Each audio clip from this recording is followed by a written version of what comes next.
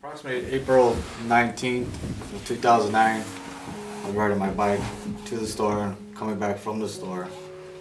And as soon as I turned into my driveway, I just heard an engine just coming at an extremely high speed down my block.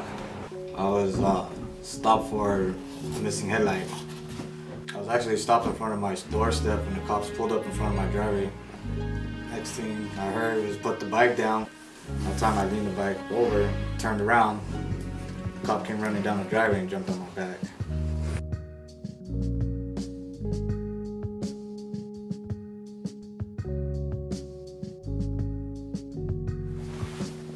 He swung his arm around me and started punching me in my face. And I think on the fourth punch is when I went down to the ground. And at that time he had my right arm twisted up behind my back, trying to tell me to give me my left arm, which I couldn't because I was pinned on it. Since I couldn't give him my left arm as fast as he wanted to, he kept pulling up my right arm until it snapped. I don't know if I was more in pain or more in shock, but the pain was there. From 1 to 10, it was a 10. My arm was in terribly pain, which they didn't really care. They still handcuffed me behind my back, my dislocated elbow.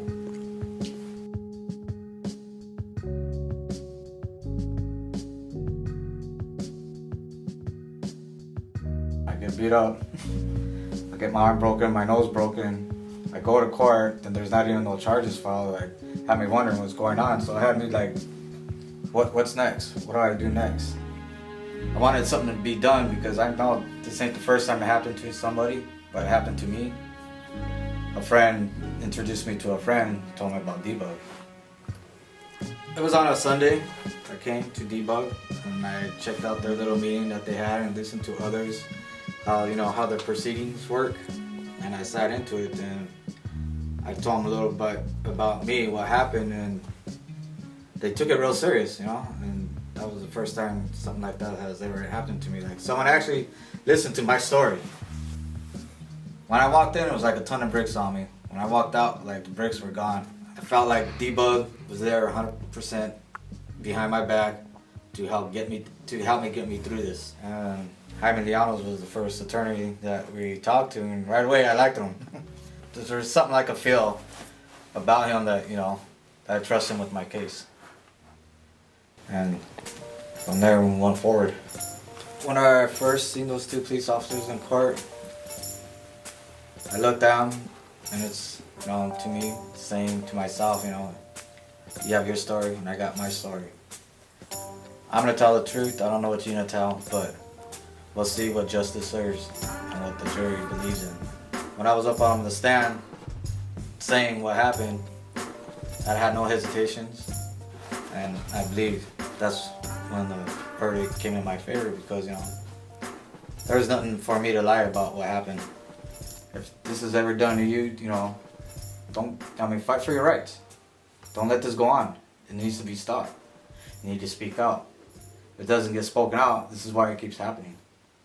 There's a couple other people I talked to about my case and they said, wow, they tell me some stories and, they never took it any further. I go, wow, you didn't even do anything about it. Well, who's going to believe us against the cops? You don't know them until you take them to court. I feel that I didn't only do this for me, I did it for the community. I hope just by me bringing justice to these officers that not only I could do it, anybody can do it. Give them a reason to keep on believing. Life is too short, time too precious, so there's no reason why not now. Sailing to the tide, now we're flying over blue skies. There's a truth behind every open door. Run just so I'm gonna fly and never touch the floor.